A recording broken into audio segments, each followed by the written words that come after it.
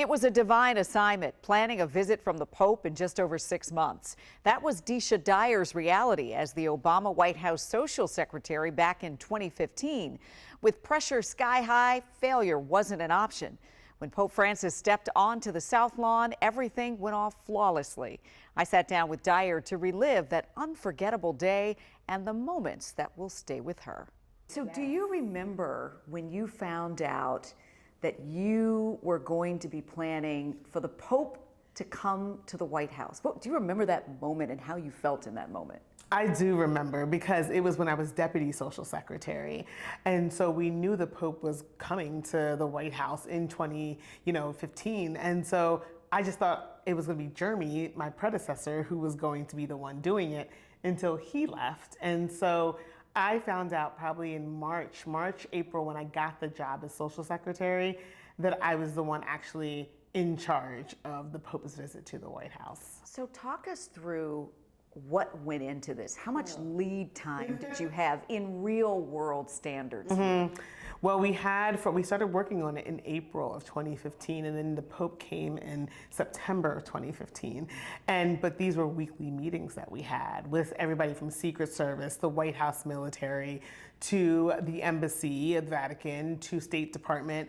And so we gathered weekly from April to September to prepare for this. And that was only for those big preparation meetings, but then there were also meetings with the President and First Lady. There was also meetings with, the senior staff. And so it was a process of about 6 to 7 months of, hardcore planning while we were also doing everything else. Because you're planning for the leader of the Catholic Church. And you've got to tackle this with all of the layers of protocol and symbolism and sensitivity. Yes, and he was a popular pope. And so everybody wanted to be there. Everyone wanted to sing for the Pope, wanted to greet the Pope. So it wasn't just, we just had the leader of the Catholic Church coming. We had a person that gave hope to so many people, when we had also a president that gave hope to so many people. So it was triple, stress and pressure, because these people were so loved, they were so beloved, and they were the hope of the world at the time. And so it was a lot of pressure. I was looking at the numbers, over 15,000 people on the South Lawn. And so how do you create something that is both sacred and welcoming and massive all at the same time? Thankfully, with an amazing team of people at the White House, from the visitor's office to military to Secret Service, the State Department, you make sure that you're following protocols, number one, because you don't want an embarrassment for the country, for the President and First Lady, for anyone. So the protocol to me was number one of getting down. Once we realized the protocol was down, I said, okay, how can we show the Pope our amazing culture here in America? Like, how can we bring music in that he would really like, or greeters, or anything like that? And so that was kind of the next step, to kind of get that cultural element down. And then it was the security and the welcoming part that was like, let's make sure that we don't have any protests. Let's make sure that we don't have any streakers. Let's make sure we don't have any signs or anything that could damage this, and take all of that we worked hard away. And so it was definitely a meticulous, down to minute by minute, literally minute by minute of planning this with everybody. Wow. Yeah. And so the Pope represents over 1 billion people nationwide. How do you whittle down the guest list? Who gets on the list? And how many requests did you have? We had so many requests, and the request that I got as a social secretary wasn't for it to be a guest. It was to meet the Pope, be in a meeting, be at a luncheon, be in the press conference, sing for the Pope. So my requests were a little bit different than just the guest part. Thankfully, we had a great team, the visitor's office, that handled the guest part like they do all, arrival ceremonies for any head of state.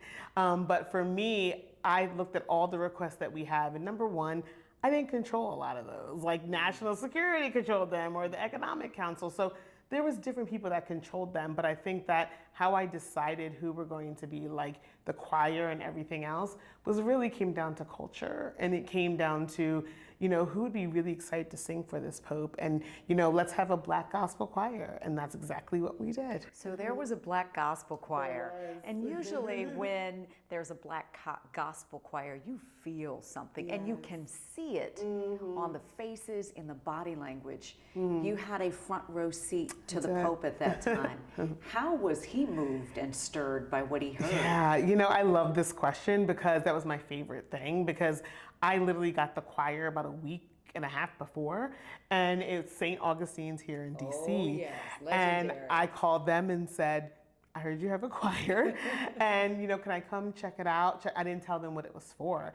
And I asked them, I went to the rehearsal and asked them to sing. They sounded wonderful. And so I said, would you like to sing for the Pope? And of course, they were so excited. And so I had them sing Richard Smallwood's Total Praise, which is so known in the Black community. So I knew that when Black people or Black Catholics watched the ceremony, they would feel like, a piece of them was there, that somebody was looking out for them. And I saw the Pope just swaying. And I remember the Pope and the President swaying. And I remember just being like, thank goodness. Like, it hit, he feels it. The choir was wonderful. They were so emotional about it. It was beautiful. It was beautiful. Was that the moment when all the stress went away? Just for a moment, because you could see that something went really, really well at that point. Yes, I would love to say yes, but absolutely not. Okay. The stress did not go away until the Pope Mobile left. But it was not, I think, because I still had all those people on the lawn. There was still a risk of something happening. And so I think the stress got a little less once the Pope and the President and the First Lady walked up the stairs and waved. Because at that point I was like, great, we've got him in. We've got him in the White House. Whew, we did that, we're good to go. So everything else I knew would be great. And it was also off camera. So if anything went wrong, I wasn't worried. Okay, so you've had some time and distance to process all of this. Was there anything that we didn't see, diplomatically or logistically, where things just clashed or didn't quite go the way that you would have hoped? Thankfully, no. Thankfully, everything went exactly as planned. I think the only thing I think that we didn't anticipate was how long he was going to write in the guest book. He wrote a very long, message in the book, the guest book, the diplomatic book. And I remember being like, this is awkward air. Because it was like, we were just all sitting there like, what do we do? Could we obviously let him write, like nobody's going to stop him from writing. But that wasn't a problem. It was just something that was unanticipated. But there was nothing that went wrong. Absolutely nothing.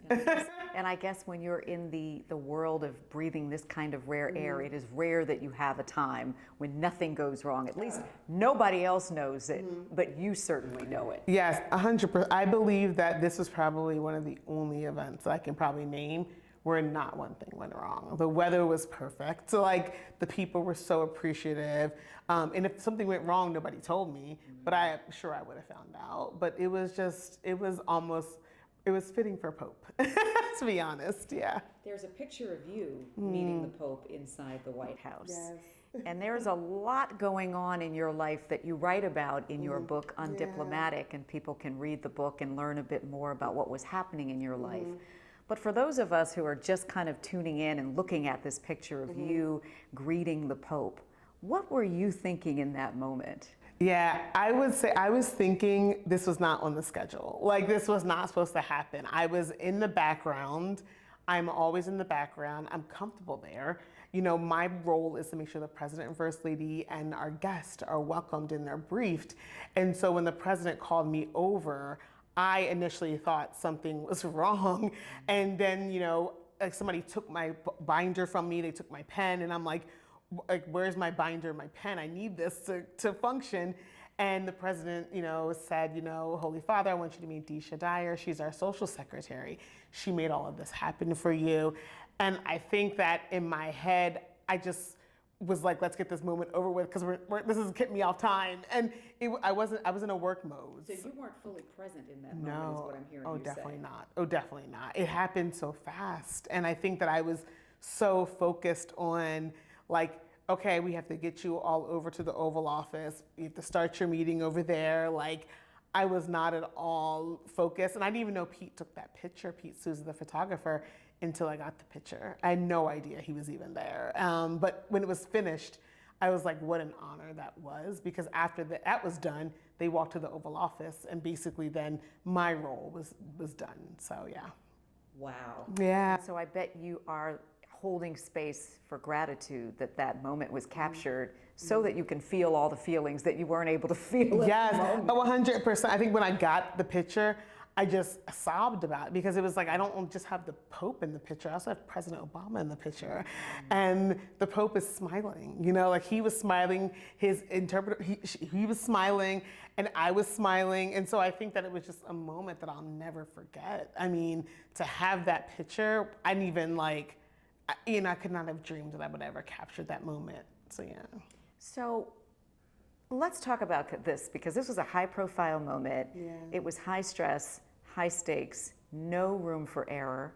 And you write about this in your book, that newspapers were questioning whether the rookie was up for the task. Yeah.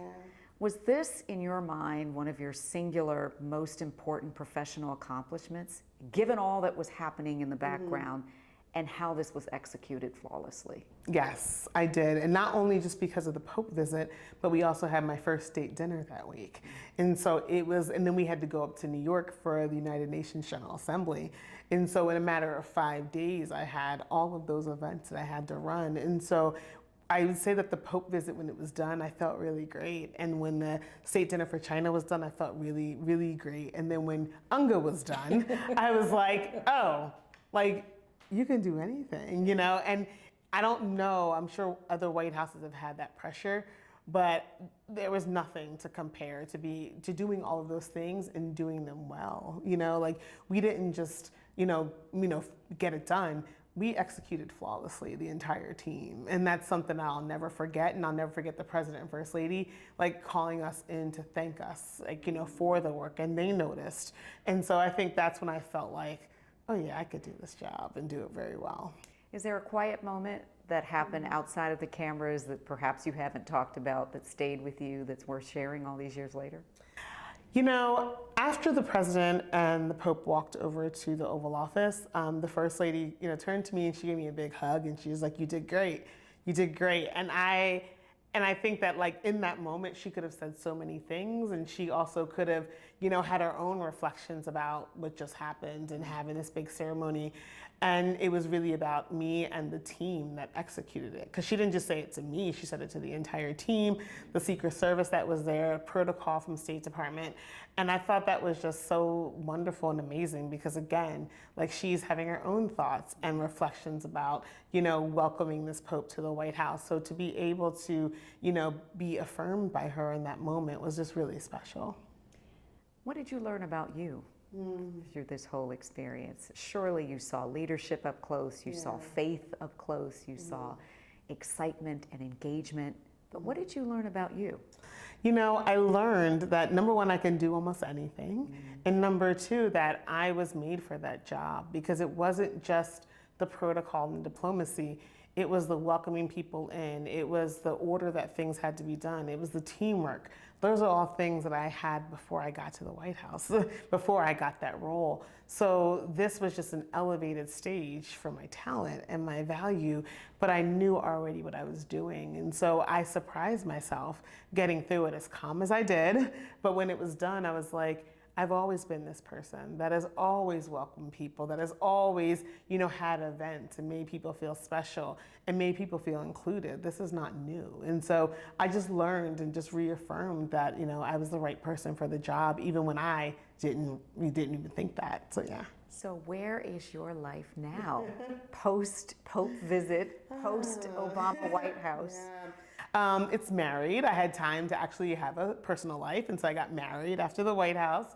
I have my own business, and of course the book, which you mentioned, but I'm still doing the same thing. You know, I'm still working with communities and corporations and leaders to have these amazing life-changing events and be part of the community and bring the community in. And so I do that now through my business, and I speak and write, and I love it. You know, it's just going back to what I was and who I was before the White House, with added sparkle to it.